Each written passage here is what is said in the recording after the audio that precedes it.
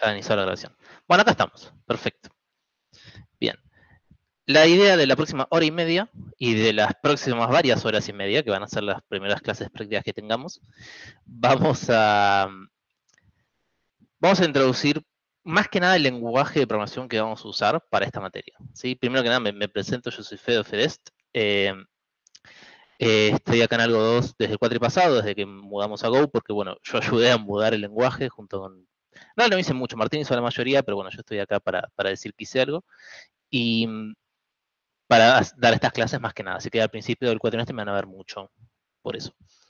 Antes que eso daba muchas clases en Algoritmos 1 con Diego, por ejemplo. Pero bueno, en fin. Como decía, la idea es que veamos cómo manejarnos en este lenguaje. Sí, díganme si se escucha mucho ruido de fondo, porque tengo un ventilador por ahí, pero quizás molesta. Díganme si hace ruido y lo apago. Bueno. Vamos a empezar con la clase de hoy.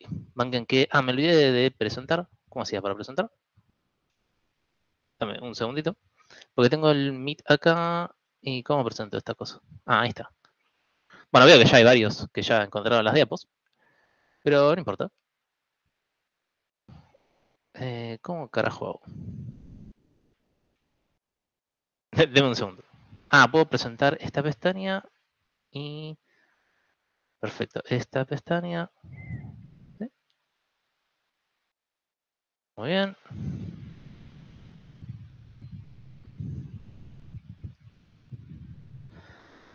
¿Vemos todos ahí? Perfecto. Bien. Vamos a hacer un poquito de esto. Primero que nada me gustaría saber qué lenguaje saben ustedes, ¿no? Porque, o sea, más allá de Python, por ejemplo, los que vienen de Algoritmos 1 con Diego, ¿qué otros lenguajes saben? ¿No? Como para saber un poco también qué saben ustedes, para también en el momento de dar las clases poder comparar con otras cosas que ya sepan, que ya han visto. ¿No? Entonces, por ejemplo, a ver qué otros lenguajes conocen, además de Python, que hayan visto, ¿no? Que al menos hayan escrito un par de líneas. Están escribiendo, no scrolleo. Me dicen algo de C, muchos... Ah, bueno, C sí, porque hay otras cátedras de Algoritmos 1 que dan en C, ¿no? ¿Qué más? Algo de C++, te compadezco un poquito, pero bueno, C++ puede ser muy, muy potente. JavaScript, creo que mencionaron varios, sí, está bien, es común JavaScript.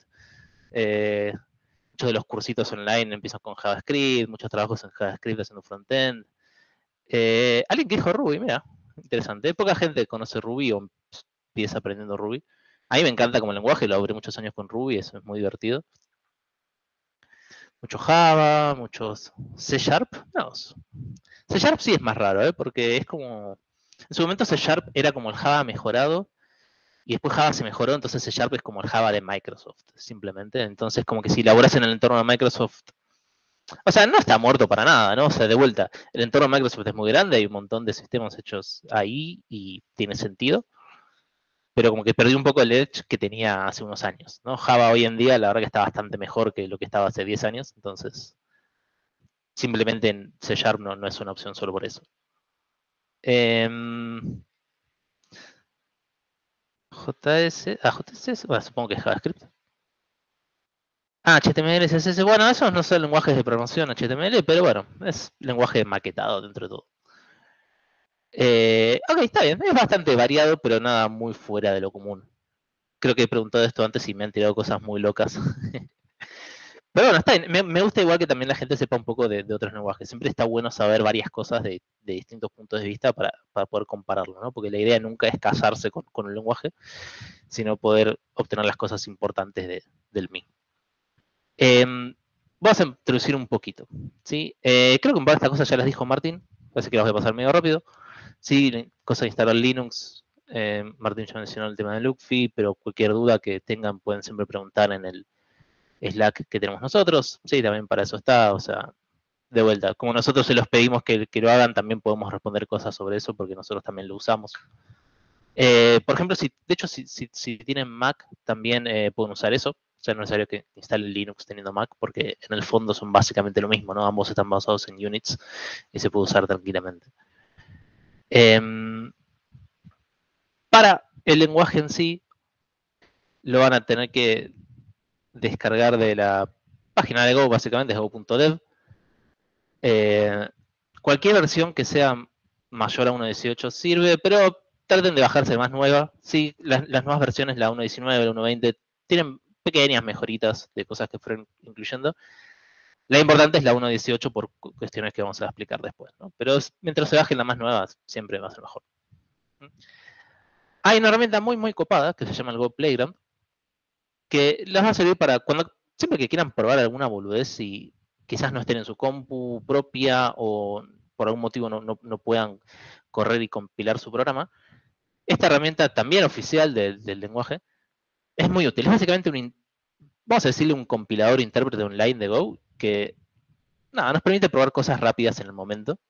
Y la verdad que es súper útil. Sí, a veces uno no tiene otro lugar donde hacerlo y yo lo uso todo el tiempo realmente. Para así codear en sus máquinas, lo que yo les recomiendo, o sea, pueden usar cualquier cosa, como casi cualquier materia, como casi cualquier lenguaje. Hay siempre varias alternativas. Yo les recomiendo hacer un editor de texto tipo Visual Studio Code. Tiene un plugin muy completo para usar en Go, la verdad que está muy bien. Si no necesitan nada más que eso, al menos para lo que vamos a usar nosotros. Pero hay alternativas, hay el IDE de los de JetBrains, el GoLand, que la verdad que está muy bueno. Es muy buen IDE y tiene un par de cositas que les ayuda. El quality of life, digamos, ¿no? O sea, a veces está bueno tener el IDE, pero la verdad que con el editor de texto de Visual Studio Code es más que suficiente. ¿Sí? Y esas son mis recomendaciones. ¿Sí? Última cosita útil que les va a servir es que todo lo que les vamos a dar estas primeras clases de cómo usar el lenguaje, lo pueden encontrar en este link que está acá, que también es oficial. Sí, que es una suerte de introducción al lenguaje, hechos por los mismos tipos que hicieron el lenguaje. Y como que se ven los temas más o menos parecidos a como lo vemos acá nosotros. Sí, o sea, la verdad que yo me basé bastante en eso, pero bueno, le mejoré algunas cosas. Y al mismo tiempo es interactivo, entonces cualquier cosa pueden terminar de probar ahí. También ven más cosas que nosotros no incluimos, porque nosotros lo acotamos a lo que nos sirve a nosotros en nuestra materia. Así que les está muy bueno para complementar lo que necesiten. Todo siempre referido a la utilización del lenguaje en sí mismo, ¿no? O sea, los temas de la materia, sí, bueno, se verán después donde lo complementen. Ahora bien, ¿por qué usamos Go y por qué Go existe? ¿No? O sea, ¿por qué está esta idea de usar este lenguaje nuevo en vez de usar el lenguaje C, que viene siendo un buen lenguaje para usar desde hace 50 años? La idea es que Go viene a reemplazar un poco los lenguajes más usados hoy en día, y no específicamente reemplazar C, aunque tenga una sintaxis muy parecida a C, sino que la idea de Go es que reemplace lenguajes como Java, lenguajes como C Sharp, lenguajes como C++, que son lenguajes muy grandes en sí mismos, ¿no? O sea, aprender esos lenguajes implica muchísimo tiempo, hay un montón de contenido, un montón de conceptos que aprender. Y los tipos que hicieron Go detectaban este problema y la gente que necesitaba empezar a trabajar con ellos, o sea, los que crearon Go son un par de tipos de Google que veía que la gente se complicaba mucho en aprender estos lenguajes más complejos. Y dijeron, hagamos nuestro propio lenguaje con Blackjack y Mujerzuelas y hagámoslo como nosotros queramos. Sí, y una de esas cosas es que es un lenguaje mucho más simple, es un lenguaje mucho más acotado, ¿sí? O sea, te provee lo básico que vos necesitas y no mucho más, ¿sí? O sea, pero sin ser tan verboso como un lenguaje como Java. ¿Sí? Los que conocen Java saben que para escribir 5 líneas de Java o para hacer 2 cosas boludas en Java tienen que escribir un montón de líneas con un montón de palabras y demás. Bueno, en Go está mucho más simplificado, todo ese sentido, pero igual hay que hacer un montón de cosas. ¿Sí? El lenguaje no nos provee todo el nivel de herramientas y facilidades que otros lenguajes grandes sí. ¿Sí? Y justamente es fácil de aprender por eso, porque es muy explícito lo que necesitamos hacer en cada paso y lo que está pasando también en cada paso, ¿no?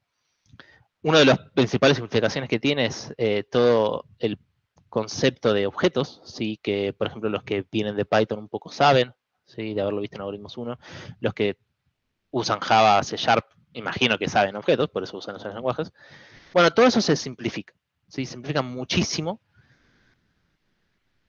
justamente con esta idea de que hacer un lenguaje que no sea tan bloated, se le dice en inglés, ¿no? O sea, que esté más esbelto y acotado a lo que realmente se necesita. Es un lenguaje que es compilado y es fuertemente y estáticamente tipado, como dice la diapo, ¿no? O sea, a diferencia de vuelta de los que vienen de Python, En ese sentido es muy parecido a C, Java también, en ese sentido. Tiene un garbage collector, ya lo explicó Martín recién, que está bastante bueno. Y también está concentrado, la palabra. Bueno, está orientado a que la compilación sea muy rápida. ¿Sí? Y que el lenguaje también sea bastante performante. ¿Sí? A diferencia de Java, por ejemplo, que a veces para compilar un proyecto grande podemos estar bastante rato. Pero bueno. Uno que le agregué a este cuatri, que se me olvidó, es que Go es un lenguaje que no apunta a que todo el mundo le guste. ¿Sí? O sea, de vuelta, los tipos que diseñaron el lenguaje dijeron, bueno, tenemos que definir estas cosas, ¿no? Porque muchas veces pasa en el mundo de la programación que hay que... Básicamente la gente nunca se pone de acuerdo, ¿no? O sea, hay que hacer tal cosa y está la gente que dice que hay que hacerlo de esta manera, hay que hacerlo de esta manera, de esta manera. Entonces, hay lenguajes en los que eso nunca se pone de acuerdo y de repente tenés 3 maneras de hacer lo mismo. Bueno, en Go no pasa eso. En Go dijeron, a nosotros nos gusta hacerlo así, me chupo un huevo, el resto lo vamos a hacer así. ¿Sí? Entonces a veces van a encontrar que hay cosas que van a sonar, esto es rarísimo, pero es porque lo decidieron hacer así. ¿Sí? Entonces se simplifica un montón de cosas. No hay la forma A, B y C de hacer lo mismo, hay una forma. ¿Sí? Y ya está. De vuelta, es según la opinión de estas personas. Entonces, a uno puede que no le guste, puede no gustarle, o quizás le encanta. ¿Sí? Pero no, eso es lo que no nos interesa a nosotros. A nosotros nos interesa usarlo y que sea práctico usarlo para nuestro objetivo, que es aprender a hacer TDAs y TPs con los TDAs. Entonces, por eso lo usamos nosotros. Más allá de las diferencias que podemos tener con algunas de las decisiones que tomaron. Bueno, mucha introducción, muchas palabras. Vamos un poco ahora sí al código y ver las cosas de código. ¿Sí? Vamos a empezar a ver un montón de contenido. Espero que estén despiertos porque vamos a ver muchas cosas. ¿Sí? Así se crea un muy simple hola mundo en este lenguaje tan hermoso. ¿Sí? Fíjense todas las partes que tenemos. ¿Sí? Primero que nada tenemos paquetes. ¿Sí? Ya ven acá la palabra reservada package, main. ¿Sí? Todo programa en Go tiene que tener un package main, en el cual va a ser el punto de entrada del sistema. Podemos importar cosas de otros módulos, de otros paquetes, usando la sentencia de import. Hasta acá no hay mucho raro, no hay mucha cosa muy rara, es muy parecido a lo que venimos haciendo. Tenemos que tener una función main. ¿Sí? Esto también es parecido a otros lenguajes compilados, C, Java. Es distinto a Python, que en Python era un poco más suelto el asunto. Acá sí o sí tenemos que tener nuestro paquete main con la función main adentro. Así que ahí es donde todos nuestros programas que hagamos van a empezar. Fíjense que la función no recibe ni devuelve nada. Si alguien conoce C, sabe que la función main en C es un poquito distinta. Bueno, eso vayan olvidándose un poquito. Sí, acá es bastante más sencillo. Simplemente es así. Yo mencioné paquetes. ¿Sí? Los paquetes son como vamos a organizar nuestro código. ¿Sí? Nuestro código está organizado en módulos y paquetes. ¿Qué significa cada cosa? Un paquete es un conjunto de archivos, un módulo es un conjunto de paquetes y un workspace es un conjunto de módulos. ¿Sí? Decían, siempre es como yendo una capa, un nivel hacia arriba. Lo que a nosotros nos interesa más que nada es este nivel del medio, el módulo, que equivale a una suerte de cada proyectito, TP, cosa que hagamos, va a ser un módulo. ¿Sí? Este módulo después, según qué tan grande o pequeño sea, va a tener múltiples paquetes según cómo organicemos nuestro código. Sí, eso tiene que ver con cosas de clean code y de organización de código que vimos en Algoritmos 1, y espero que ya hayan incorporado. Pero bueno, lo importante es hacer esta distinción. El workspace mucho no lo vamos a usar, así que no vale mucho la pena mencionar. Ahora que tenemos nuestro Hola Mundo en Go que hicimos en la diapositiva anterior, ¿qué necesitamos hacer para correrlo? Porque dijimos que nuestro lenguaje es compilado. Entonces, eso significa que tenemos que compilar el código fuente que nosotros tengamos antes de poder correrlo. Y lo que vamos a correr después de compilarlo va a ser el ejecutable que creamos. ¿Sí? Hay un par de pasitos extra con respecto a lenguajes como C, por ejemplo, donde nosotros tenemos que inicializar nuestro módulo. Si recién dijimos que todo lo que hagamos va a estar dentro de un módulo, bueno, entonces tenemos que inicializarlo. Una vez que creamos nuestro holamundo.go con las 4 líneas que vemos acá, ¿sí? Claro, no ven mi mouse, que vemos acá, vamos a correr los siguientes comanditos. Parece mucho laburo, pero la verdad es muy boludo, muy sencillo.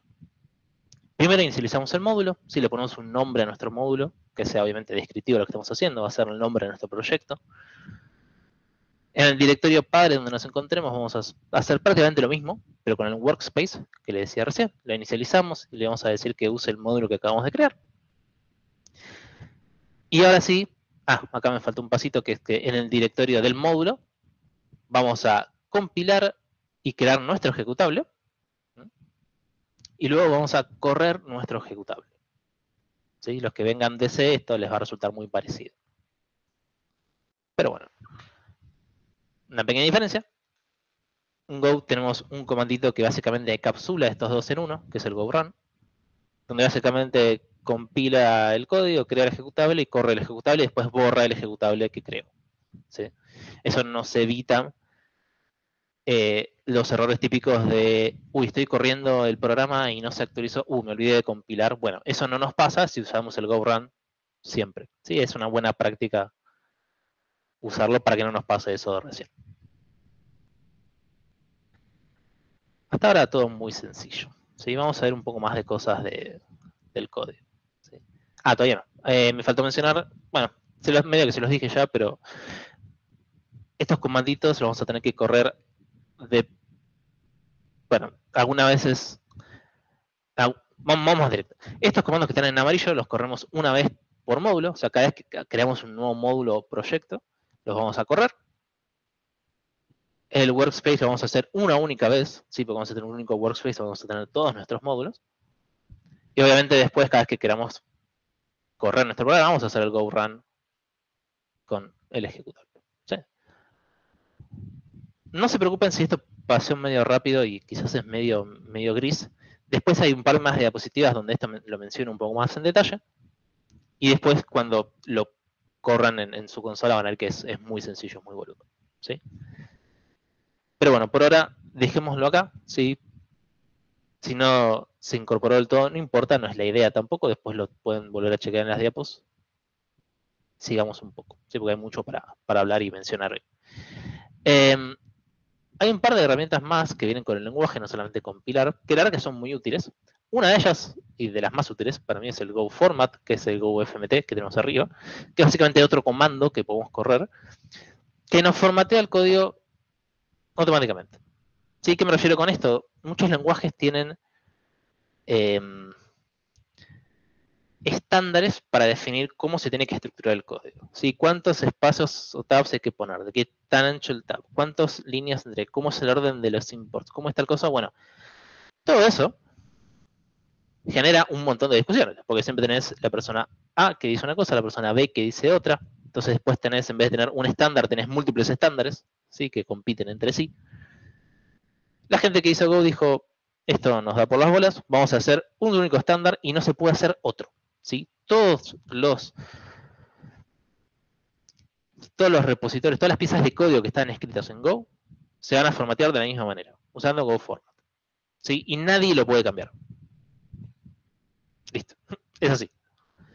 De vuelta, decidieron hacerlo de una manera, hay gente que puede no gustarle esa manera, pero no importa, así es como se hace. ¿Sí? Y se simplifica un montón de problemas que se tiene si eso se deja al libre albedrío de la gente que codea en el lenguaje. El GoTest es otro comandito, este en particular nos va a poder permitir correr test de las cosas que hagamos, eso igual lo mencionamos dentro de un par de clases, por ahora nos preocupamos mucho. GoHelp es muy parecido al help de Python, ¿sí? Que nos da un montón de información de módulos, de paquetes, de funciones, de un montón de cosas. ¿Sí? La verdad que es muy útil cuando tengamos dudas de algo. Obviamente saben que teniendo Google uno siempre tiende a hacer eso. ¿Sí? También la documentación oficial de Go, debería poner un link por ahí, está muy completa, es muy útil, tiene hasta muy buenos ejemplos. O sea, yo siempre termino, cuando tengo alguna duda, lo termino chequeando ahí más que simplemente googleando. Se los recomiendo también que lo vean ustedes mismos ahí. Bien, vamos a ver el lenguaje. Si volvemos un poquito, ahora ya vimos cómo compilar, cómo correr las cosas que hagamos. Vamos a ver más cosas del lenguaje ahora sí. ¿Sí? Primero que nada, empezamos con los tipos de datos que tenemos. ¿No? Por un lado tenemos tipos de datos básicos, que son todos los que vemos acá. ¿sí? Tenemos distintos tipos para nuestros tipos de enteros, tenemos tipos para flotantes, tenemos tipos de complejo, y tenemos otros tipos que también son numéricos, ¿sí? Que los vemos acá. Bueno, la string en realidad no es numérico, pero bueno, no importa. ¿Quién nos dice esto?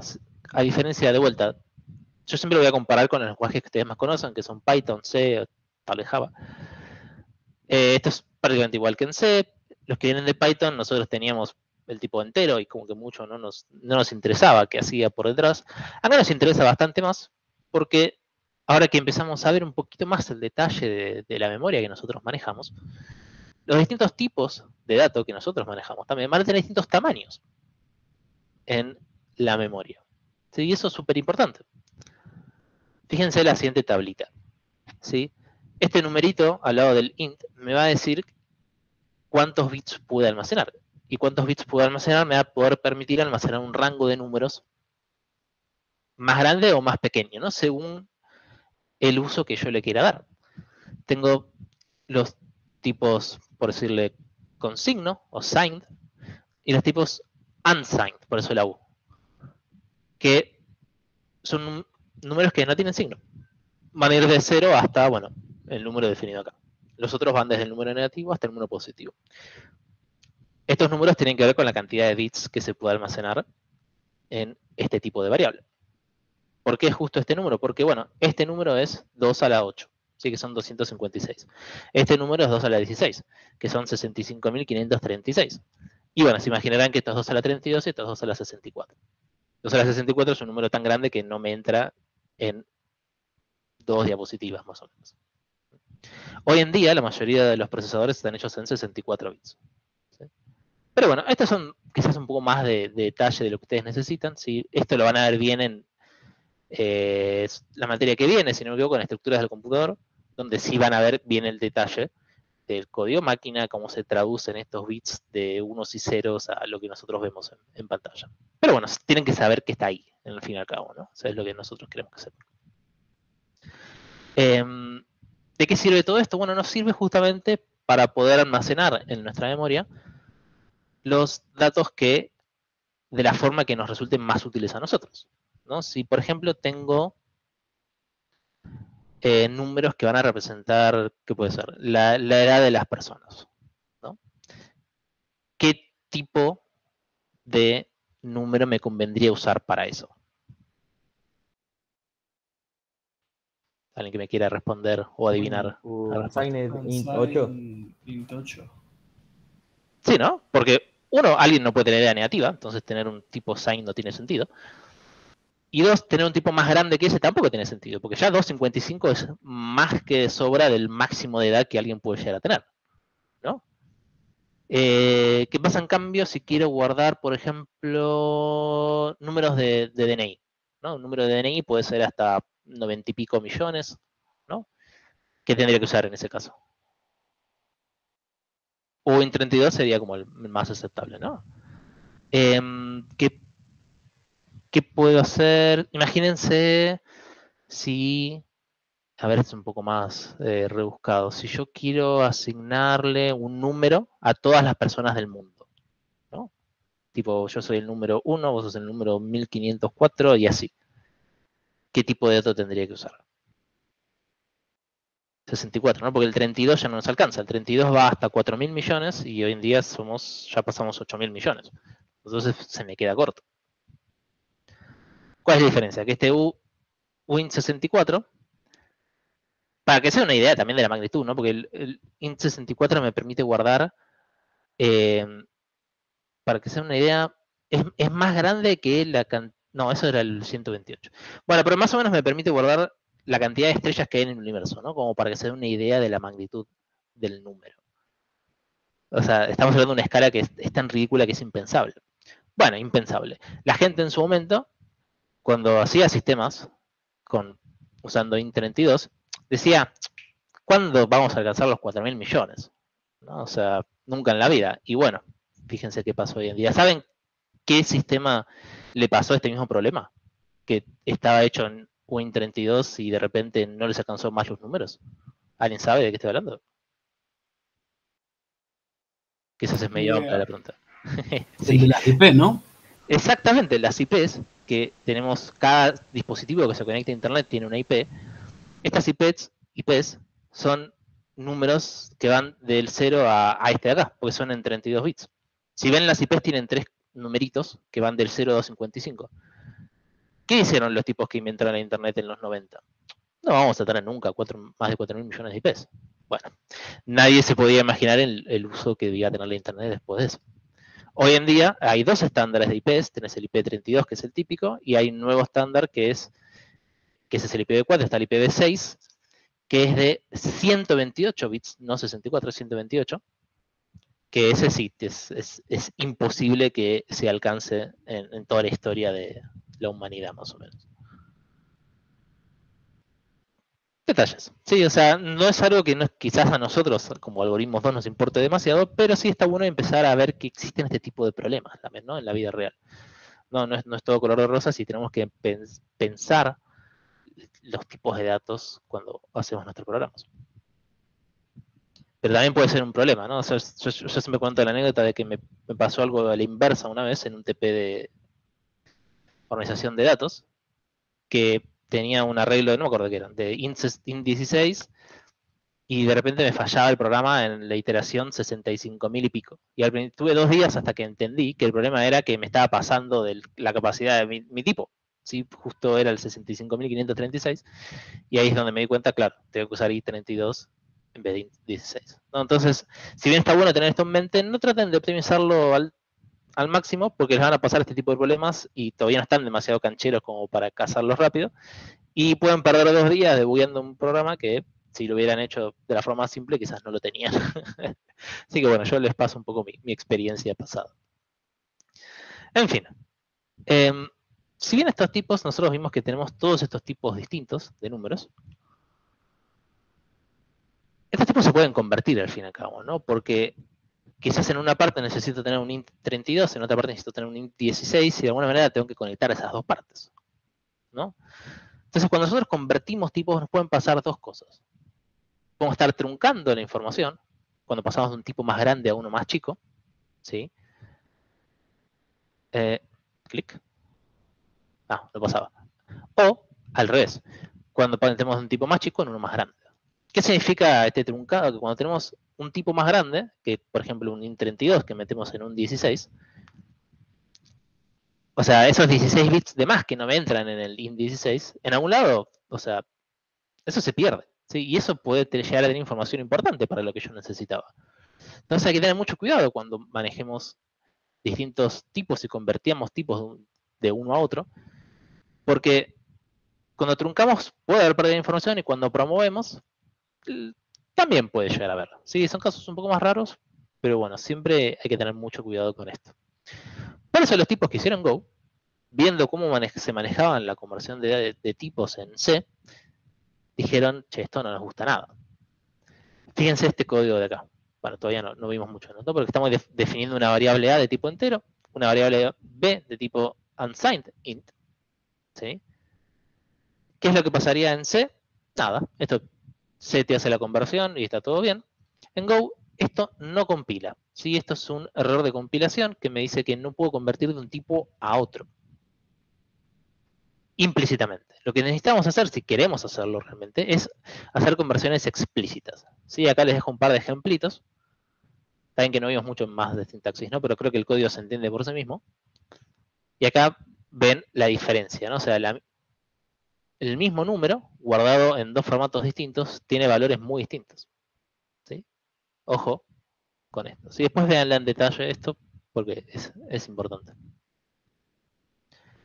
Pero bueno, estos no son los únicos tipos de datos que tenemos en Go, si no sería muy aburrido. En C sí creo que estos son todos los tipos de datos que hay, que son todos tipos numéricos. De hecho, ni siquiera tienen strings, que yo los mencioné por ahí, pero los vamos a ver más adelante. En Go tenemos un montón más de tipos, ¿sí? Porque, ¿por qué quedarnos con lo que tenemos acá? Que son los tipos compuestos, por decirlo así, ¿no? O sea, la referencia al manual de Go dice que estos se llaman tipos compuestos, entonces yo lo digo así. Tenemos arrays, tenemos structs, tenemos tipos de referencia, ¿sí? Que son slices, maps, channels, punteros, funciones, ¿sí? Esto puede ser medio raro. Tenemos interfaces como nuestro último tipo. Todas estas cosas lo vamos a ver, salvo los channels, que no entra dentro de esta materia. Quizás en alguna materia futura lo vean, ¿sí? Es una lástima porque los channels es uno de los principales motivos también por los que los tipos que hicieron Go.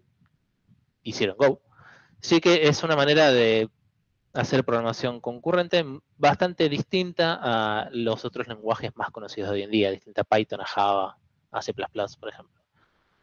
Pero bueno, es un concepto también bastante más avanzado y creo que lo verán en alguna materia en el futuro. No me acuerdo en cuál hoy en día, estoy muy obsoleto. Pero bueno, sí, creo que todo esto lo vamos a ver de una manera u otra. Vamos a las variables. Sí, ya vimos recién un poquito de la sintaxis para definir variables, ¿sí? Pero no es la única, tenemos varias formas de definir las variables. Fíjense acá, podemos definir la variable y asignarle un valor después. Podemos definir la variable asignándole un valor, ¿sí? O podemos hacer todo esto mismo con este shorthand acá, bastante cómodo, que es usando el dos puntitos igual para decir que estamos asignándole este valor. Y importante también, para decirle a la parte izquierda que el tipo que le vamos a dar a esta variable lo tiene que inferir de la parte derecha. Eso puede sonar medio raro, pero va a tener un poco más de sentido más adelante. Fíjense, si bien estas dos son equivalentes, la diferencia está en que en la de abajo, cuando usamos el shorthand, de vuelta, el tipo se infiere, ¿sí? Entonces depende mucho de lo que tengamos a la derecha, va a cambiar a hacerlo de una u otra. En la mayoría de los casos no, ¿no? ¿Qué más podemos hacer? Si tenemos un montón de facilidades a la hora de definir nuestras variables, sí podemos definir varias variables de una sola vez, ¿sí? Usando comas. Si queremos definir dos enteros, vamos a hacerlo de esta manera que tenemos acá y asignarlas en la misma línea, ¿sí? Esto significa que A va a valer 5 y B va a valer 6, ¿sí? Estas tres son lo mismo. Y fíjense que ocupaba la última, sí, los que vienen de Python les va a resultar. Que bueno, sí, esto es obvio, pero para el resto quizás no. Vamos a hacer una asignación doble en una misma línea, ¿sí? O acá justamente estamos swapeando los valores de A y B, ¿no? Estamos diciéndole que A ahora vale B y que B ahora vale A. ¿Sí? Eso es bastante copado. Es bastante útil. Ah, buena pregunta. Int por defecto es int64. ¿Sabes qué? No estoy seguro. Creo que depende el sistema operativo. La realidad es que nosotros no tenemos que preocupar demasiado. Está bueno que lo busquemos. Me olvidé de buscarlo, creo que ya no me habían preguntado la vez pasada. ¿Es int64 o int32? La verdad que no te recuerdo ahora, pero lo voy a buscar y después lo voy a actualizar en la diapositiva. ¿Sí? Obviamente si ustedes quieren lo pueden buscar también. De hecho es un buen ejercicio. Generalmente vamos a terminar usando int a secas nosotros, que es para casi todos los casos de uso va a ser lo más cómodo.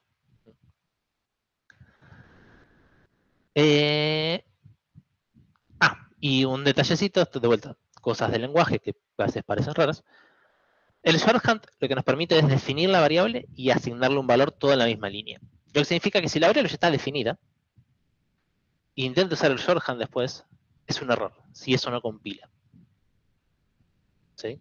¿Por qué? Porque esto les va a pasar alguna vez cuando están aprendiendo a usarlo y no van a entender por qué. Bueno, acuérdense de esto, ¿no? O sea, el shorthand me define la variable y le asigna un valor. Entonces, si la variable ya está definida, no puede usar el shorthand. ¿Sí? Porque estaría intentando redefinirla de vuelta y eso es un error. Es como escribir var a int y después var a int de vuelta. Lo podría poner en la diapo. Bueno. ¿Qué más? Variables. Constantes, lo mismo. Es la misma idea, solo que el modificador cambia. Si fíjense que acá teníamos var de variable, acá tenemos const de constante. ¿Sí? No diría mucho más ciencia que eso. La única diferencia, obviamente, es que las constantes no las puedo modificar. ¿Sí? Súper útil cuando quiero realmente tener constantes, a diferencia de Python, que no existen las constantes. Y a diferencia de C, que para hacer constantes teníamos que hacer una cosa medio falopa usando el define, usando... Es que era horrible. ¿Sí? O sea, tenemos el modificador y listo, todo mucho más sencillo. Un pequeño pro tip, si queremos definir múltiples variables, ¿sí? Podemos usar esta sintaxis, que la vamos a ver varias veces, no solamente acá, donde digo var, paréntesis, y todo lo que defino adentro van a ser variables. O si usara const en vez de var, lo mismo, pero con constantes, ¿no? Y acá estoy diciendo que la variable a entero va a valer 5, el b byte va a ser 16, etc. ¿Sí? es cómodo de vuelta si queremos definir muchas cosas. Ahora bien, yo lo pasé muy rápido, no sé si lo percataron, pero yo dije que cuando nosotros tenemos una variable, nosotros tenemos dos cosas con esa variable, que es definir la variable y asignarle un valor, ¿no? O sea, si vemos diapositivas anteriores, por ejemplo, esta de acá, vemos en los primeros casos que estamos definiendo las variables y después asignándoles un valor. ¿Qué pasa si yo defino la variable solamente? ¿Qué valor va a tener en este caso? Alguien dice null. Alguien dice 0. ¿Alguien dice otra cosa? Basura.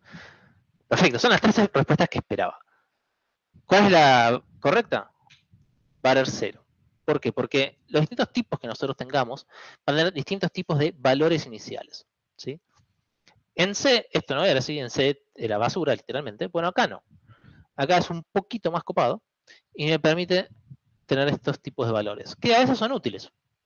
¿Por qué? Porque puede tener muchos casos donde estos valores iniciales los voy a querer usar porque sí, y no necesito definir, no necesito asignarlos, porque ya están por defecto. Y la verdad que suele ser bastante cómodo, ¿sí? Se usa bastante más de lo que parece. Para los tipos que vimos van a ser 0, para todos los tipos de números que vimos recién va a ser 0, para los booleanos va a ser false, para los strings va a ser una cadena vacía. ¿Sí? Tan simple como eso. Para los demás tipos que mencionamos, pero todavía no vimos, los vamos a ir viendo a medida que los vayamos viendo, por supuesto. Pero bueno, hasta acá todo muy sencillo. Vamos a hacer un poquito de funciones, ¿sí? Porque hasta ahora tenemos variables, tenemos valores, tenemos tipos de datos, vamos a hacer cosas con ellos, ¿no? No tengo que introducir a nadie lo que hace una función y lo que significa, vamos a ir directamente a la sintaxis. Sí, esta función es muy sencilla, recibe dos enteros, devuelve un tercer entero. Sí, fíjense la sintaxis que tiene, ¿no? La palabra reservada para indicar que estoy definiendo una función, el nombre de la función que estoy definiendo para después poder referenciarla en el código, ¿sí? Tengo los argumentos por un lado y el tipo de valor que retorna, ¿sí? Esto es súper importante porque es un lenguaje compilado y de tipado estático, por lo tanto debo definir estos tipos siempre, ¿no? Y el cuerpo de la función es muy sencillo, no hay más nada que eso, es el return solamente. Nada de otro mundo, ¿sí? De vuelta, si vieron C, esto les resulta muy conocido, aunque es medio raro, ¿no? Porque los que conocen lenguajes de tipado estático se darán cuenta que los tipos de las variables están del otro lado, ¿no? Como que un poco raro lo que se acostumbra a ver. De vuelta, decisión del lenguaje es así. Sí, una pregunta, creo. Sí, hola, buenas tardes. Hola. Tenía una pregunta. Si a las funciones, cuando las creamos, ¿se les pueden poner, o sea, no ponerle argumentos directamente? ¿O sí tienen que tener al menos uno? No, pueden tener entre 0 y n argumentos. N siendo Okay. cualquier número. De hecho, no sé si tiene un límite. Estaría bueno averiguarlo. Por ejemplo, lo vimos al principio, ¿no? La función main no recibía argumentos y no devolvía ninguno tampoco. Claro, pero la main es como una función medio especial porque está reservada y por eso preguntaba. Está muy bien la pregunta, pero no es tan especial la función main, es bastante común. ¿Sí? Y otra pregunta, Sí. en los argumentos, ¿se pueden mezclar tipos de variables? O sea, Sí, puedo por tener int, supuesto. float y otro Sí, tipo cada de argumento cosas. es igualmente independiente del suyo. Y Bien, puedo, en perfecto. este caso son todos enteros, medio boluda la función, pero obviamente puedo recibir y devolver lo que sea que a mí me interesa. Bien, gracias. Me dijeron true, false, son de minúscula. Sí, son todos en minúscula en detalle. En los ejemplos de la teórica, el primer argumento no tenía tipo. Porque seguramente hicieron algo como esto. Cuando yo tengo varios tipos, mejor dicho, varios argumentos del mismo tipo, no necesito poner el tipo de cada uno, sino con escribirlo de esta manera es suficiente. Acá estoy diciendo que todos los argumentos que están antes de este tipo van a ser del mismo tipo. ¿Sí? A y B son de tipo entero. ¿Eso te devuelve un vector? No, fíjense lo ocupado. Podría haberlo hecho en 2 diapos para no romper las bolas, pero otra cosa importante que tiene este lenguaje, muy distinta a los demás, bueno, en realidad es igual a Python casi, que me permite devolver múltiples valores. ¿Sí? En este caso estoy devolviendo 2 enteros en vez de uno solo.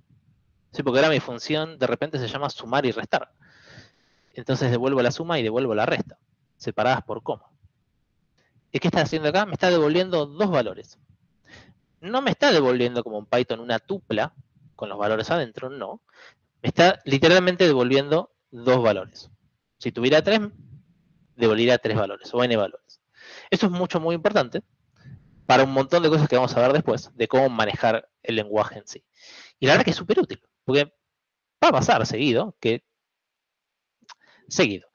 va a pasar que tengamos funciones, obviamente más interesantes que esta, donde queramos devolver múltiples cosas.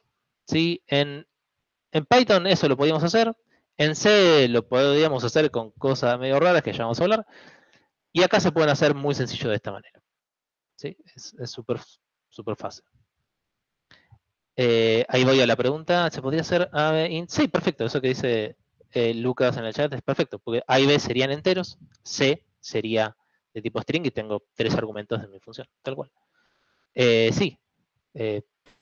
Una pregunta, ¿el doble retorno es una buena práctica? Sí, A mí me dijeron que no. reusa. No sé quién dijo que no, lo cuchillaría, porque es súper común, y de hecho lo vas a tener que hacer un montón de veces para un montón de casos de uso. O sea, está hecho justamente porque lo necesitas usar. ¿Sí? Ah, listo, perfecto. O sea, si el lenguaje te lo provee, ¿por qué estaría mal? ¿Sí? Acá es un poco también la diferencia que tiene comparado con los otros lenguajes milenarios, como C o C++, sobre todo C++, que en esos lenguajes pasaron tantas cosas durante los años, que hay cosas que quizás el lenguaje tiene que no está buenas usarlas, no está bien visto, o quizás la forma de verlo cambió y hoy en día ya no está buena y en su momento sí lo estaba. En Go es todo mucho más nuevo y está diseñado específicamente para ser así. Entonces, si el lenguaje te lo permite, está bien hacerlo. ¿Sí? Después hay opiniones de, bueno, a mí me gusta más así o asá, y quizás cosas que, por ejemplo, nosotros que estamos aprendiendo y estamos usando el lenguaje para algo puntual, que es lo que nosotros queremos aprender en este curso, le vamos a decir algunas cosas de mejor háganlo de esta manera, pero si el lenguaje te lo permite, está bien. ¿Sí? O sea, en Go no nos va a pasar eso. De, no, esto que el lenguaje no se puede usar, está mal. Olvídense de eso. ¿Sí? Si el lenguaje te lo permite hacer, lo pueden usar. Porque está pensado para eso. ¿Cómo le asignás el retorno a memoria después? Si tienes un vector, digo. ¿Cómo le asignás la Sí, me di cuenta resta? que no tengo un ejemplito con eso, pero es tan simple como escribir, bueno, perdón, lo voy a escribir en el chat, la próxima lo escribo. Sumar y restar, ¿no? Asignar los valores. Para que lo termine de escribir. Suma, resta, ¿no?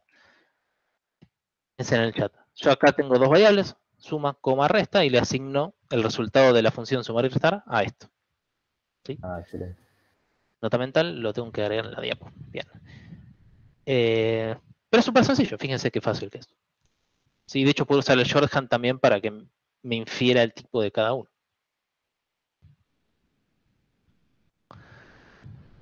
¿Qué más? Perdón, Sí. una preguntita más. Ahí el A, el valor A del argumento A, no tiene nada asignado. ¿Eso entonces se infiere o...? Claro, como decíamos recién, Ah, ok, ok. si no le pongo el tipo explícitamente, le estoy diciendo que todo lo que viene antes de esto, todas las variables que encuentre, todos los argumentos van a ser de este tipo. ¿Sí? Porque Ah, ok, ok. no necesito repetir el tipo, porque por diseño. Entonces, para Bien. ahorrarme escribir int un montón de veces, puedo hacerlo. Una pregunta y la pusieron en el chat. ¿Qué diferencia hay entre el igual y el dos puntos igual? Que me olvidé. Bien, esto es lo que había mencionado antes, lo repaso rápido. Estaba acá. El dos puntos igual es el shorthand, ¿sí? Es lo que me permite definir o declarar una variable, que haríamos en este caso acá, y al mismo tiempo asignarle un valor, que sería esto de acá. ¿Sí? En realidad, esta línea con el shorthand es equivalente a escribir esta línea de acá, pero fíjate cuánto más corto es. ¿Sí? Acá escribo una sola cosa y acá escribo un montón más de Y palabras. por defecto es int. Exacto, va a inferir el tipo según lo que yo le paso a la derecha. En este caso va a ser int. Python, digamos. Sí, un poco a lo Python en ese sentido, está bien. Si acá tuviera otro tipo de número, va a inferir otra cosa. ¿Sí? Por eso es súper útil el shorthand, pero a veces hay que tener cuidado porque puede inferir un tipo al que nosotros no estábamos esperando. ¿Sí? No nos va a pasar tanto eso, quédense tranquilos. Es más sencillo de lo que parece. Bien, ¿qué más podemos hacer con funciones? Más boludeces del lenguaje que están buenas. Puedo tener named arguments de retorno, ¿sí? O named return values. Que fíjense acá, en vez de tener simplemente 2 int, tengo suma int y resta int. Lo que significa que en el return que yo tenga, voy a devolver la variable suma y la variable resta, ¿sí? Fíjense que acá estas variables ya están definidas, ¿sí? Porque me las define la función misma. Simplemente les asigno un valor. Hacerlo así es hacer exactamente lo mismo que tengo acá abajo, ¿sí? Si yo ya sé que voy a tener una variable suma y una variable resta, las puedo poner en la firma de la función y ahorrarme más código, ¿sí? De vuelta, todas estas son nimiedades o syntactic sugar para que no sea básicamente un dolor escribir nuestro código, ¿sí? Que no pasa tanto en lenguajes como Java, por ejemplo, que hay que escribir un montón de cosas todo el tiempo y es muy verboso, ¿sí? Fíjense que estas dos funciones son idénticas, solo que la de arriba escribo mucho menos que en la de abajo, ¿sí? De vuelta, depende de lo que uno quiera hacer. O sea, el lenguaje nos da estas facilidades para lo que nosotros queramos hacer. Bueno, vamos un poco a lo siguiente. Ya vimos variables, funciones, distintos tipos de datos. ¿Qué es lo que suele venir después de esto? Estructuras de control, por supuesto, ¿sí? Y esta la verdad que es muy parecido a otros lenguajes, pero tiene un par de cositas interesantes que son bastante útiles. Empezando por los booleanos, como vimos recién, ¿sí? Estos operadores son los típicos que tenemos en cualquier lenguaje. Acá sí no es igual que en Python. En Python teníamos las palabritas que eran bastante cómodas para LAN, para LOR. Acá mantuvieron el estándar que tiene cualquier otro lenguaje que no es Python, ¿sí? Que son los que están acá. ¿Sí? El igual, el and para hacer el and, el signo de exclamación para el not, el OR con los dos pipes, ¿sí? Y después el resto sí que seguro que es igual al resto. Mayor, menor, etc. Sí, no sé si hay alguno más distinto. Pero bueno, nada muy nuevo, ¿sí? O sea, los que vienen de Python se tienen que acostumbrar a no escribir las palabras y escribir los simbolitos. Vamos a ver un poco cómo funcionan estas cosas. Estas cosas igual ya las saben, si ya saben cómo funciona un if, pero bueno, los vamos mencionando con la sintaxis del lenguaje en sí, para ver cómo es. Cómo hace un if, ¿sí? Evalúa la condición que viene después del if, y todo lo que está dentro de las llaves, hacer el bloque que se ejecuta si la condición es verdadera, ¿no? Fíjense que acá no hay que escribir paréntesis, y lo que me delimita el bloque son las llaves, ¿sí? Acá las llaves van a ser lo que más usemos. If, else, ¿sí? Misma idea que ya todos conocen. Va por un lado o por el otro, sea un verdadero o falso. Else if, ¿sí? Esa es la manera de chequear más condiciones en el medio, ¿sí? En Python teníamos la palabrita reservada del if. Acá no. Acá simplemente es else if, ¿sí? Más parecido en C creo que es igual, o en Java es igual. Pero bueno, ya saben cómo funciona, no hay mucha ciencia con esto, ¿sí? Vamos al siguiente, que es el ciclo for. ¿Sí? Acá sí hay muchas cosas para mencionar. Esto es igual que en C, casi igual. Nuestros ciclos for van a tener tres partes. ¿Sí? Van a tener una parte de inicialización, que se ejecuta una única vez antes de hacer todo el ciclo. La condición de corte, sí, que es la que se va a chequear después de cada iteración. La parte que se suele decir de incremento, ¿sí? Donde solemos incrementar o decrementar o modificar cosas para que el ciclo for avance. Y por supuesto el bloque de código que se ejecuta dentro del ciclo for. Entonces el circuito de flujo es más o menos así. Corremos el código de inicialización, después evaluamos la condición. Si la condición es verdadera, va a ejecutar el bloque que esté dentro de las llaves. Después de ejecutar el bloque de las llaves, va a ejecutar el código que esté en la parte de incremento. Y después de eso va a volver a evaluar la condición que tenemos en el medio, ¿sí? Esto se va a ejecutar hasta que la condición dé falso y salgamos del ciclo. Esto es igual que en C, esto es igual que en Java, esto es distinto de Python, lamentablemente. Pero bueno, sepamos que tenemos estas tres partes.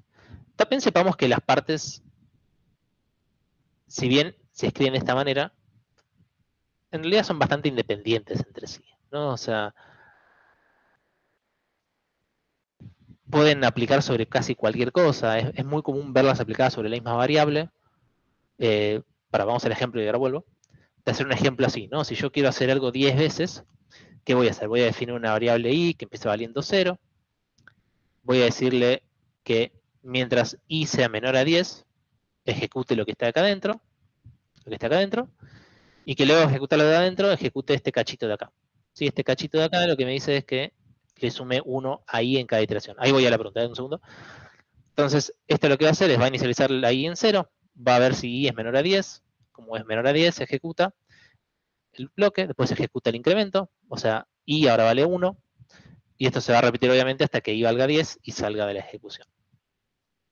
Sí, pregunta. Yo te quería consultar porque hoy noté que printf se llamaba distinto, ¿puede ser? Println, ¿puede ser? ¿O es? Son distintas funciones. Está printf y println. Ok. ¿Cuál es la Sí, diferencia? Printf es la de siempre. Printf es la más parecida a lo que vieron. Sí, Imagino que viste C. Sí. Que, de hecho, me falta ponerle el barra n al final. Claro. Pero donde yo puedo ponerle este tipo de cosas. Ahora lo menciono, si es muy nuevo para algunos, no se preocupen. No literalmente viene la diapositiva que viene. Pero también está printline, que es más sencillo. Tranquilo, ahora lo menciono. Pero bueno, este es un típico for que solemos usar. ¿Sí? Me preguntan, ¿se puede inicializar y darle un valor ahí fuera del for y después solo ponerla ahí? Sí, se puede. De hecho, es otra forma de hacerlo. Como decíamos recién, si bien esta es una forma típica o la forma típica de usarlo, no necesariamente tiene que ser así. De hecho, hay partes que se pueden obviar, ¿sí? Pueden no tener la inicialización y simplemente correr con las otras dos. Pueden no tener la parte de incremento, ¿sí? O sea, podemos dejarlo como nosotros queramos. También podemos tener múltiples partes en cada una, ¿sí? Poniendo una coma, como ya vimos antes, ¿no? Que podíamos definir varias variables en una misma línea, poniendo comas. Acá también podemos hacer lo mismo. Es gran pregunta la que me hacen en el chat, que de hecho ya me la habían preguntado, no me di cuenta. El tema de la indentación. No es importante la indentación para que el código funcione, a diferencia de Python, donde sigue la exigencia. Pero sí, el GoFormat nos va a romper las bolas con eso. Pero no es una preocupación, porque generalmente cuando escribimos nuestro código, después le corremos la herramienta de format y eso nos lo va a indentar automáticamente. Entonces, ni siquiera tenemos que preocuparnos. Yo creo que es buena práctica que lo indenten bien ustedes por sí mismos, ¿sí? Antes de correr el GoFormat. Pero de última, si no lo hacen, el GoFormat lo hace por ustedes. ¿Sí? Entonces, mismo en el if-else, que el código dentro del if, el bloque, se suele indentar hacia adentro, el GoFormat te lo va a correr hacia adentro si vos no lo hiciste, pero no necesitas hacerlo para que tu programa compile y se pueda ejecutar. ¿Sí? ¿Por qué? Porque para eso tenemos las llaves. Las llaves son lo que nos va a delimitar las distintas partes y bloques de nuestro código. ¿Sí? Fíjense que el bloque del for está dentro de las llaves, ¿sí? Los bloques del if, el if, else están todos dentro de las llaves, ¿sí? Entonces yo puedo escribir lo que se me antoje, donde se me antoje básicamente, y va a funcionar, si pongo bien las llaves. Profe. Sí. Si querrías recorrer un string con un for, ¿hay que usarlo con el índice i también o tiene alguna condición de ya vamos a ver más eso adelante, tranqui, no se preocupen. Hay, bien. Les tiro el adelanto, se puede hacer más fácil, sí, pero con el for y usando el i y los índices también se puede. Sí. Bien, no mucha ciencia. Sí, hago un breve parate para explicar un segundito lo de imprimir por pantalla, ¿sí? La diferencia que veíamos recién. Tenemos por un lado la función printline o println, que yo le puedo pasar una lista de cosas y me las va a imprimir en una sola línea, ¿sí? Separadas por un espacio. Bueno, yo dije una lista, pero ahora le estoy pasando varios argumentos, ¿sí? Fíjense que esta función recibe 1, 2, 3, 4, no importa. Recibe la cantidad de argumentos que sea y me los va a imprimir en una línea. El printf me permite imprimir con formato. Si imprimir con formato, los que vienen de C, esto es igual. Los que vienen de Python, esto es un poco más manual que lo que están acostumbrados, pero básicamente me permite hacer justamente esto de poner variables dentro de lo que quiero imprimir, ¿sí? Para que me las evalúe y me ponga el valor go solo y no tenga que hacer algo de este estilo, ¿sí? En este caso el porcentaje S es para imprimir un string, que es este de acá arriba, el porcentaje D es para imprimir un entero. Sí, no me adentro mucho en esto. Ustedes lo pueden ver en este link que les dejo acá. Sí, es súper importante para cuando tengan que imprimir valores y cosas, vean bien cómo les conviene imprimirlo. Este link es súper exhaustivo, les da un montón de ejemplos con todos los tipos de variables que se les pueden ocurrir y todos los formatos que necesitan, ¿sí? Si quieren imprimir algún tipo de número flotante con una cantidad de decimales exacto, bueno, acá les va a decir cómo hacerlo. Si quieren imprimir tal cosa con tal cosa, acá les va a decir cómo hacerlo, ¿sí? Después chequéenlo ustedes por su cuenta para aprenderlo bien.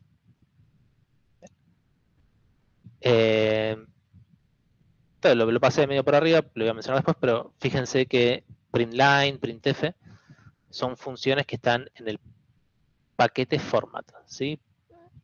Esto, ¿cuándo lo menciono? No me acuerdo. Gran pregunta. Pero bueno, mejor lo menciono más adelante, ¿sí? Porque más adelante voy a tener más ejemplos con esto. Algo que ya estarán viendo, que les puede parecer medio raro, es que están con mayúscula, ¿no? La función de print está con mayúscula, printf, printline. La convención y la forma de escribir cosas en Go tiene que ver con esto, ¿sí? Que ahora lo menciono cuando veamos un poquito más en detalle los paquetes. Bien, ¿qué vimos hasta ahora? Vimos tipos de variables, constantes, funciones, el if, el for. ¿Qué otro tipo de estructura de control nos faltaría ver? El while, por ejemplo, ¿no? O sea, el while que todos sabemos cómo funciona, ¿no? Yo tengo while condición, le di que básicamente es, si la condición es verdadera, ejecutar el bloque que está dentro del while. Si es verdadera, ejecuta, ¿sí? Y se repite acá en este ciclo. Y eventualmente cuando da falso, termina. ¿Cómo hacemos un while en Go? Bueno, haciendo un for, ¿sí? For condición, si que era la parte del medio, ¿se acuerdan del for que vimos recién? Y el bloque que queremos ejecutar. Por eso les decía que los for no necesariamente tienen que tener las tres partes. Podemos tener la cantidad de partes que nosotros queramos. ¿Por qué decidieron hacerlo así, estos señores? No sé. Podrían tranquilamente haber agregado una palabra reservada que sea para el while y listo. Pero bueno, de vuelta. Temas de diseño, decisiones del diseño que nos escapa un poco a nosotros. ¿Cómo hacemos un while? Bueno, haciendo un for, ¿sí? Así, simplemente. Bueno, ¿qué más de corte de control en nuestro flujo? Las típicas de siempre, break, continue. Sí, bueno, un return, por supuesto, ya saben cómo funciona. ¿Sí? Simplemente se las menciono, ya saben qué hace cada una. Bueno, estaba recién en el ejemplo, ¿no? Pero también estos creo que están todos los lenguajes hoy en día, ¿sí? Más igual para hacer esto de acá, o con cualquier tipo de operador, si necesitamos hacerlo. El más y el menos significa más igual 1, menos igual 1, ¿sí? No hay mucha ciencia. Esto creo que más o menos ya lo sabemos todos. ¿Qué más tenemos? Tenemos otra estructura de control que está en Java, está en C, está en Python también, pero creo que no la mencionamos mucho, al menos nosotros en Algoritmos 1, que es el switch. ¿Sí? Que el switch básicamente me permite evaluar tal valor de múltiples condiciones y hacer algo con eso, ¿no? Sigamos un segundito el ejemplo que tenemos acá, ¿no? Queremos hacer algo según qué día de la semana sea, ¿no? Entonces preguntamos qué día es hoy con el paquete time. Tranqui, si esto no lo entienden, no importa, es un detalle. Nos fijamos cuál es el día de la semana, ¿sí? Obtenemos el día de la semana y ese día le hacemos un switch, ¿sí? Y con ese switch podemos plantear distintos casos y en cada caso hacer algo distinto, ¿sí? Fijemos cómo es la sintaxis. Para el caso que sea lunes, yo quiero imprimir lunes y una carita triste porque es lunes, ¿no? Que es el caso de hoy. Para el caso martes podría ser lo mismo. Para el caso miércoles, bla, bla, bla. Para el caso sábado o domingo, ¿sí? Para cualquiera de los dos casos, imprimo otra cosa, ¿sí? Diciendo que es el fin de, ¿sí? Una carita contenta. Si no es ninguno de los casos que yo planteo acá, puedo plantear un caso default, ¿sí? Y hacer algo con eso. En este caso, la verdad que no sé qué haría, porque si no es ninguno de los 7 días de la semana, la verdad que no sé qué puede llegar a ser.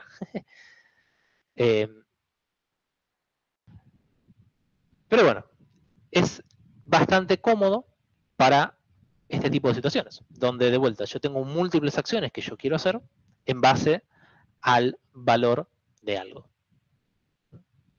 Esto sería muy parecido a hacer un if, else if, else abajo de todo. Pero es mucho más organizado y cómodo tenerlo de esta manera. El switch case, además, va a evaluar cada uno de los case que yo le ponga en orden, o sea, va a evaluar el primero. Si machea con el primero, ejecutó el bloque que está dentro del case y el resto ni los evalúa, ¿sí? Los saltea. Ni siquiera se gasta en evaluarlo. Ups. Si no machea con el primero, evalúa con el segundo. Si no machea, evalúa con el tercero. ¿Sí? Si machea con alguno de estos dos, ejecuta el código, devuelve. Si no machea con ninguno, siempre va a machear con el default. ¿Sí? De vuelta es como la suerte del else que tenemos en el if else, que siempre va a entrar si no entró ninguno de los anteriores. Y solo se evalúa uno. ¿Sí? Los que vienen de C se acordarán que hay que poner break, porque si no lo sigue evaluando. Bueno, no. Acá olvídense de eso, se evalúa por separado y si entra en uno, los demás ni siquiera los evalúa. Ya sabemos que no va a entrar en todos los demás.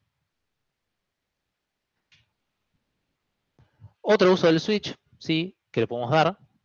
Podemos no evaluar ningún valor específico y simplemente evaluar condiciones, ¿sí? Que nos devuelvan algún tipo de valor booleano. Por ejemplo, para ver la hora, si yo quiero ver si es antes del mediodía, si es más de las 5 de la tarde, perdón, menos de las 5 de la tarde, o si es de noche, ¿sí? En este caso, si da algún otro valor distinto. De vuelta, más usos que le podemos dar en el switch case. Si nunca usaron un switch case, les parece raro y dicen, ¿para qué necesito esto? Suele ser la reacción común. Pero créanme que es más cómodo que tener un if else para cada uno de estos casos. Sí, es un poco más bonito, es más fácil de ver y de entender también en el código. Sí, pregunta. Sí, una consulta. En el primer código pusiste today, time.now. Y después en el case ponías time.monday. Pero Sí. en el otro pusiste time.now, pero en el case ponías t.hora. No sé si... Esos son detalles del paquete del tiempo. No importa mucho qué significa esto, qué significa .now. O sea, imagino que lo deducen por la sintaxis y lo que significa. Lo importante de defender estos dos casos es que el switch en este caso, en el segundo, no tiene un valor sobre el cual esté comparando. Entonces lo que nosotros le estamos diciendo en cada case es decir, ok, en caso de que esto sea verdadero, que yo te paso acá, ejecutar este código e ignorar todo el resto. Si es falso, bueno, evalúa este caso de acá y en caso de que esta sentencia que yo te pongo sea verdadera, ejecuta esto de acá. Si esto sí es un poco más parecido a un if else, ¿no? Porque if hora menor a 12 ejecuta esto. Else, if hora menor a 17 ejecuta esto. Else ejecuta esto, ¿no? O sea, es idéntico en ese sentido. Pero bueno, existe la posibilidad de tenerlo acá porque el switch case en general es más fácil de leer en el código que usando un if else. Ahí, como no tenés llaves, ¿sí importa la indentación o da igual? Buena pregunta. No importa tampoco.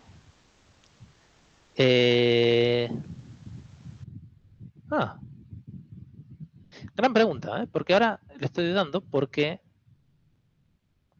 tendría que probarlo. La verdad que no se me ocurrió probarlo acá. Porque es verdad Creo que se detiene en el próximo case. Claro, lo que haría es ejecuta todo lo que está hasta el próximo case. Pero si le pones como varias sentencias en una línea, seguro que no compila. Bueno, no sé, tendría que verlo bien.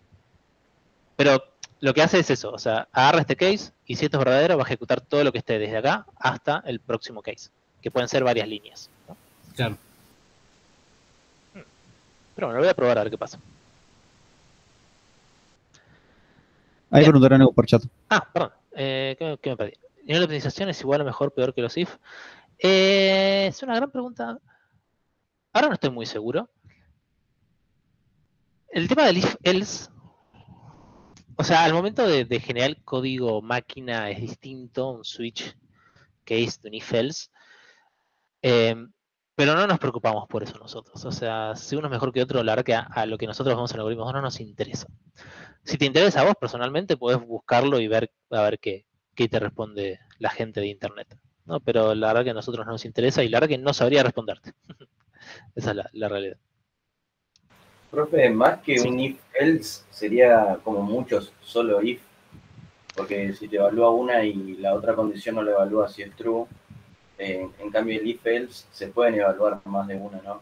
Al revés. Si este código lo reemplazás con if Monday, if Tuesday, if Wednesday, ahí estás evaluando cada uno de los if, porque son independientes entre sí. Ah, bien. Esto sí es como el if-else, porque cuando entran alguno de los if o else if, todo el resto ya no se evalúa, ¿sí? O sea, entonces ahí sí es equivalente al switch case que tenemos acá. También está bueno por ese sentido, ¿no? A veces uno escribe código haciendo con el if, y se olvida que se evalúa múltiples veces y puede llegar a tener comportamiento medio raro. O a veces quiere específicamente eso, entonces el switch case no le serviría, le sirve hacer lo otro. Pero bueno, detalles de implementación. Avanzando un poquito, ¿sí? Y acá hago otro paréntesis para volver a un tema que ya vimos, pero que no vimos, ¿sí? Yo les mencioné recién, ¿sí? Hace un ratito, que nosotros definimos las variables con el shorthand o usando la versión completa, var, nombre de variable, tipo de variable igual tal valor. Fíjense lo que yo hago acá, ¿no? Acá yo estoy declarando y definiendo la variable b y asignándole un valor. Dentro del for estoy declarando y asignando la variable b al valor de i y voy a imprimir el valor de i, ¿no? Y afuera imprimo el valor de b. Ya vimos antes que el shorthand no me permitía volver a correrlo cuando la variable ya estaba definida, ¿no? Entonces, ¿cuál sería el resultado de ejecutar este código de acá? ¿Es una variable local? Local no es la palabra correcta, es una... Lo que estamos haciendo en realidad, estamos redefiniendo la variable b al scope de el for, ¿sí? Literal dije lo mismo que el cuadradito, mira, no lo estaba leyendo. Cuando nosotros inicializamos un nuevo bloque de código con las llaves, estamos definiendo un nuevo scope, ¿sí? Para nuestras variables. Entonces, variables que están por fuera de ese scope, nosotros les podemos hacer lo que se llama shadowing, ¿sí? Donde las redefinimos, si usamos el mismo nombre de variable, las redefinimos en nuestro nuevo scope, que va a ser el bloque que nosotros tengamos, en este caso el bloque dentro del for, y asignamos el valor que nosotros queramos, ¿sí? Porque en realidad es una nueva variable, pero estamos pisándole el nombre. De manera que si yo la redefino acá adentro, ya no puede usar el nombre que tenía por fuera del ciclo, ¿sí? Si yo quisiera usarlo, tendría que redefinir la variable de adentro por otra. ¿Por qué es importante eso? Bueno, porque les puede llegar a pasar que dentro de un ciclo for o de cualquier bloque que ustedes definen con las llaves, están usando alguna variable que tenían afuera, de repente se olvidan de eso por motivo que fuere, la redefinen quizás sin querer, y de repente su código hace una cosa totalmente distinta, ¿sí? A la que tenían pensada antes. Porque se guarda memoria para el for, como si fuera otra función. En el stack. Exactamente, es un nuevo scope, es como si estuvieras otra definiendo B, una nueva función, exacto, es otra B, del scope del for vamos a poner un nuevo valor. La diferencia que tiene acá es que si yo la redefino, no puedo acceder a la de afuera, ¿sí? Ya perdí Una cosa, si en vez de que se llame B, se llama fuera de ese for, ¿sería estando o se perdería? Se perdería, exacto también. Esta variable va a vivir únicamente dentro de este scope. Fíjense acá, cuando yo salgo afuera, la variable B que existe es la variable que yo tenía fuera del for. Si yo acá en vez de definir B defino A, o cualquier otra variable, y le intento acceder afuera del for, va a ser un problema, es un error, porque no existe, ¿sí? No está definida en el scope fuera de ese bloque. Y como bien dice Melina, si dentro del for imprimiera B antes de reasignarlo, vería el valor 5 exactamente acá. ¿Sí? Nota mental, lo voy a agregar en las diapos la próxima vez. Bien. Ya tengo varias cosas que agregar en las diapositivas. Genial. Bien. Esto no es únicamente para los bloques del for. Si cada vez que nosotros definamos un bloque con llaves, esto va a pasar. ¿Sí? Un bloque, de vuelta, se define con las llaves. Tenemos bloques en los if, en los for, en los switch, en ya no sé qué más. Tenemos en un montón de situaciones distintas. ¿Sí? Y cada uno de esos bloques va a tener su scope. ¿Sí? Importante. Profe, Para una todo lo que consulta. publicamos. Sí. Disculpad, pero incluso si a B la definimos como una constante, adentro del for podemos volver a usar a B y lo va a asignar como otra cosa. Porque vea. Es que gran pregunta, no me había hecho la pregunta, estoy casi seguro que sí. Vamos a probarlo. Si me dan un segundo puedo abrir el Gowland Tour. Y ya que tanto se lo mencioné, lo podemos usar acá también. Lo que sí tengo que presentar. Ay, ¿cómo hago para dejar de presentar y presentar la otra? Qué molesto. A ver, bánquenme un segundito y lo hacemos. Así de paso lo vemos, ¿no? Porque está bueno mostrar esto también. Presentar pestaña. Acá. ¿Sí? Tú no era Go Play. Escribir. Ahora sí. Go Play. Solamente lo ven muy chiquito. A ver. Pega un poco mejor. Ahí lo leen. Más o menos el código que está. Fíjense que está escrito un hola mundo muy, muy sencillo. Vamos a escribir nuestro código. ¿Sí? Un mismo ejemplo que teníamos recién, a ver qué pasa.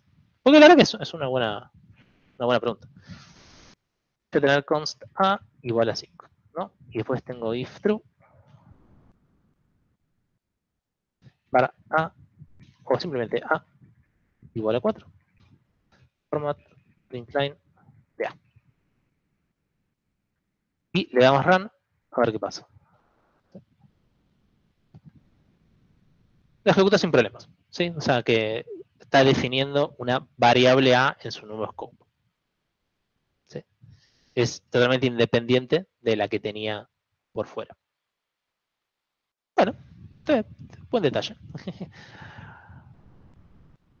Está bueno, la próxima ya tengo el Go Playground abierto, así podemos probar estas cositas.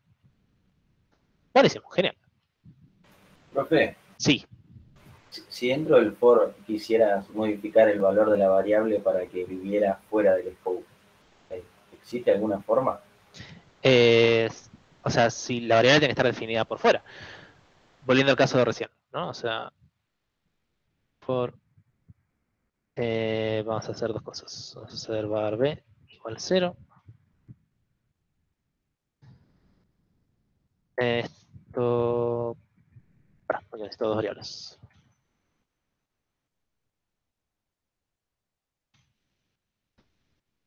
B menor a cualquier cosa. Y lo que vamos a hacer es asignarle a va a ser igual a más b.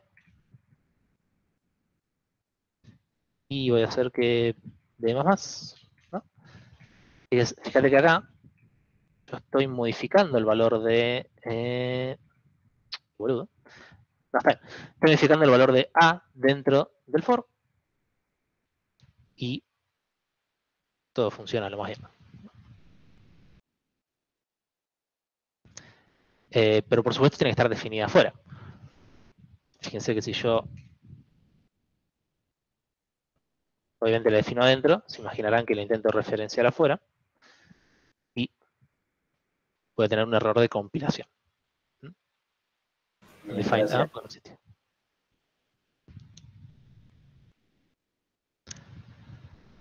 Bien. Go tiene algo bastante copado que no lo tienen otros lenguajes, la verdad que no conozco otro lenguaje que tenga esto, que es una sentencia que se llama differ. ¿Sí? Yo lo pongo dentro de la parte de estructuras de control, no sé si es exactamente eso, pero no importa. ¿Qué es lo que hace? Lo que hace esta sentencia es, lo que sea que yo ponga después, ¿sí? En esta misma línea, va a ser ejecutado al momento en que la función termine. ¿Sí? Es decir, que cuando la función, antes de que se desapile del stack y vuelva a quien sea que la haya llamado, va a ejecutar lo que yo le ponga con el defer. ¿Sí? Es decir, que se ejecuta después del return de lo que sea que yo ponga. Pero antes de que la función desaparezca del stack, básicamente, ¿no? Entonces, en este caso, yo le estoy diciendo con un defer que imprima Word y después le estoy diciendo que imprima Hello. ¿Cuál se imaginarán que es el resultado que muestra por pantalla?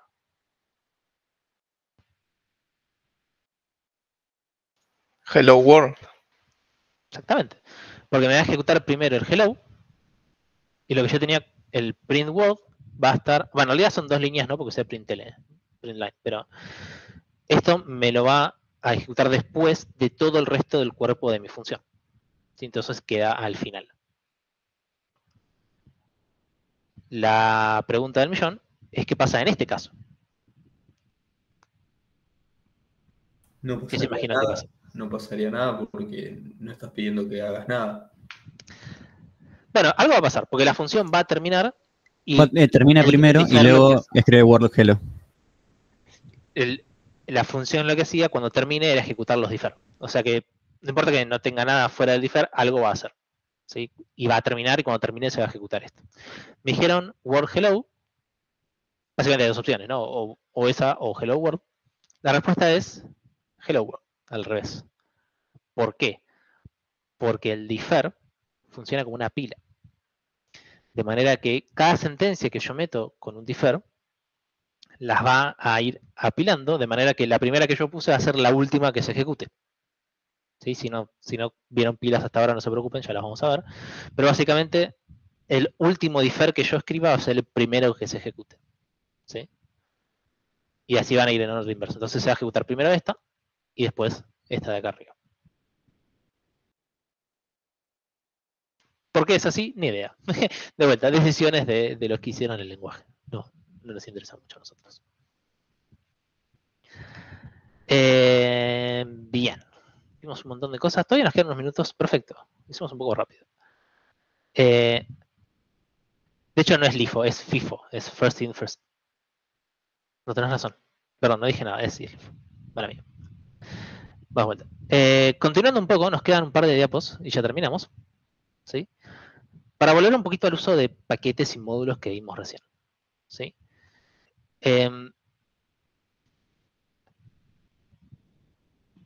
De vuelta, no importa que todo lo que yo les diga ahora en voz alta les quede, lo importante es que tengan estas diapositivas de referencia para después, cuando ustedes estén empezando a escribir su código, las puedan consultar y ver bien cómo se hacía. ¿Sí? Fíjense, en este caso nosotros vamos a tener nuestro módulo, que no importa el nombre, va a tener un módulo que vamos a usar. Lo vamos a inicializar con GoModInit, por supuesto, como siempre. Y nuestro código va a tener 2 paquetes. ¿Sí? El paquete main, por supuesto, que siempre tiene que tener. Y vamos a definir otro paquete, que va a estar en otro archivo, que va a ser el paquete de matemáticas, donde vamos a tener un par de funciones útiles para matemáticas, como se imaginarán. ¿No? Entonces, en nuestro paquete main tenemos que importar el format para usar la función println, ¿sí? Porque es del paquete format. Y vamos a importar de nuestro propio módulo, ¿sí? Según el nombre que nosotros le pongamos, el paquete matemáticas. Así que estamos definiendo acá a la derecha. ¿Sí? Es importante que en el import pongan esto, porque si no, no les va a funcionar, básicamente. ¿Sí? Por más que sea el mismo, estamos escribiendo todo en el mismo módulo, no importa, esto hay que ponerlo igual. Y fíjense, ¿cuál sería el módulo? El nombre que vos le pongas, ¿sí? Por eso está con los cositos. Ok. Es decir, TP1, ejercicio, lo que fuera, es lo que vos tenés que poner cuando haces el GoModInit y después lo que vas a tener que poner acá cuando hagas los imports. ¿Sí? Por eso el nombre del módulo importa, porque lo vas a tener que importar en todos lados. ¿Podrías explicar una vez más? Sí. Nuestro código va a tener, porque nuestro código empieza a crecer y no queremos tener todo dentro del paquete main, queremos empezar a dividirlo según las responsabilidades que tenga. Entonces vamos a tener el paquete main, que siempre tenemos que tener, como ya dijimos, y además tenemos el paquete matemáticas, donde vamos a poner todo el código que tenga que ver con cosas de matemáticas. Si en este caso tenemos un par de funciones y nada más, pero podría tener un montón de cosas. Después, en el main, tenemos que importar ese paquete, ¿sí? Que nosotros tenemos dentro de nuestro mismo módulo.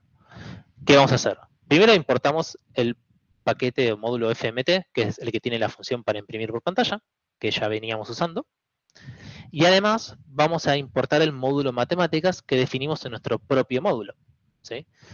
Acá donde vean los corchetitos estos, reemplácenlo por el nombre que ustedes definan, ¿no? Si yo hago go mode init y le pongo a mi módulo de nombre TP1, acá voy a tener que importar TP1 barra matemáticas, ¿sí? Y además hago una cosa también copada que tiene Go que no tienen otros lenguajes, que es que me permite ponerle un nombre que yo quiera ponerle un alias, mejor dicho, al paquete que estoy importando. Porque si no tendría que escribir matemáticas, todo así largo, punto, la función que yo quiero usar, etc. Y acá es bastante más cortito, más sencillo.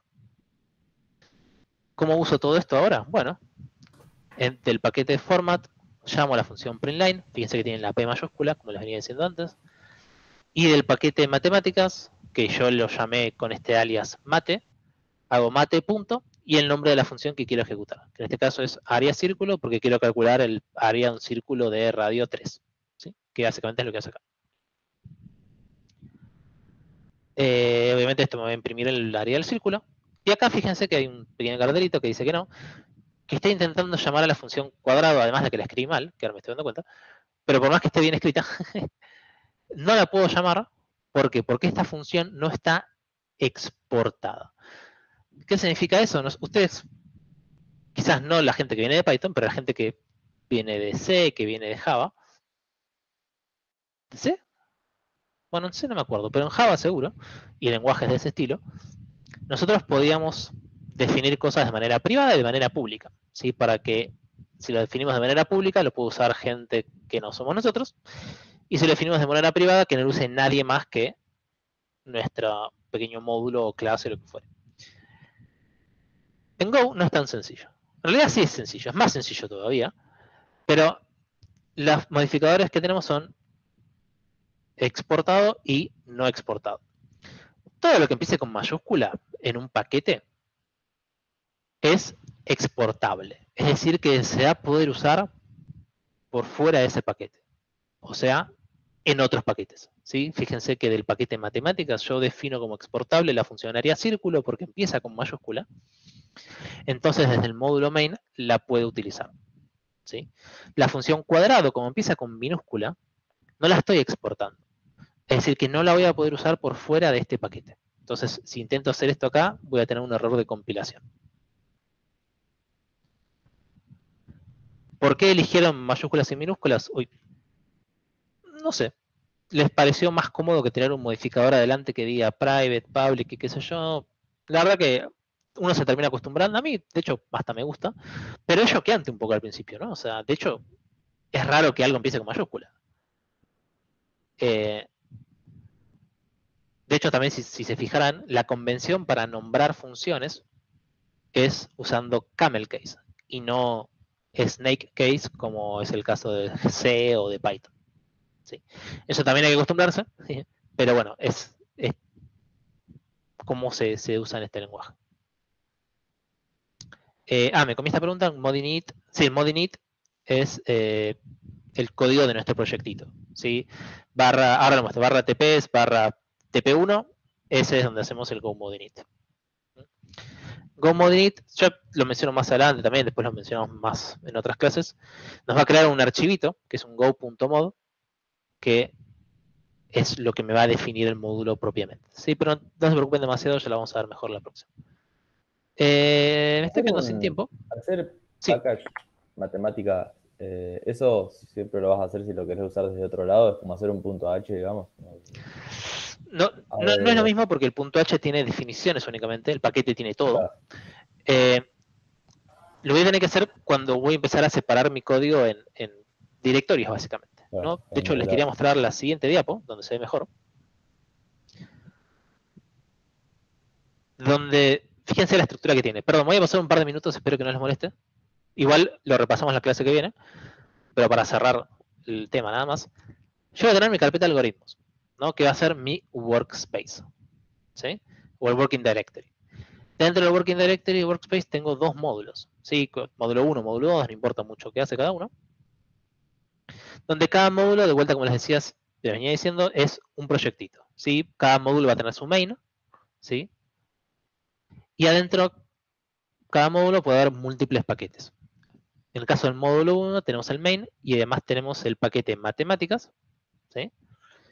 Con varios archivitos .go que tienen un montón de funciones, no sé, tendrán muchas cosas. El módulo 2 es parecido, tenemos el main, tenemos un paquete que se llama paquete 1 con un archivo 1, sí, muy genérico todo. Acá el detallecito de cómo correr los archivos, sí, no importa mucho ahora, pero lo que les quería mencionar es esta estructura. Es muy importante que sigan esta estructura cuando definan sus paquetes, ¿sí? Porque es muy importante cuando definen los paquetes que tengan el nombre de los directorios donde lo están definiendo. Porque si no les va a empezar a tirar errores de import que no van a entender y es tan boludo como esto, ¿sí? Siguiendo esta estructura, en el main, si yo quiero importar el paquete matemáticas que definí en el directorio matemáticas, tengo que hacerlo de esta manera, ¿sí? Que es como escribía recién. Del módulo 1 y estoy importando el paquete matemáticas. ¿Cómo sabe Go dónde está escrito esto? De vuelta, porque está en el directorio matemáticas que está acá. Fíjense que el directorio matemáticas, que es el donde defino el paquete, yo puedo tener múltiples archivos del mismo paquete. ¿Sí? Estos dos archivos, áreas y trigonometría, están dentro del mismo paquete matemáticas, dentro del mismo directorio también. Y cada uno tiene las funciones que les interesa a él. ¿Sí? Eso está muy copado porque me permite aún más separar el código según las responsabilidades que tenga. Cuando yo importo un paquete, importo todo el paquete, ¿sí? Y siempre lo referencio de la misma manera, que es nombre de paquete, punto, y la función o cosa que yo quiero usar de ese paquete. También puedo exportar variables constantes y puedo usar todo eso, ¿sí? Pero siempre es nombre del módulo, punto, y lo que sea que estoy usando. Y siempre es todo el paquete, nunca es fragmentitos.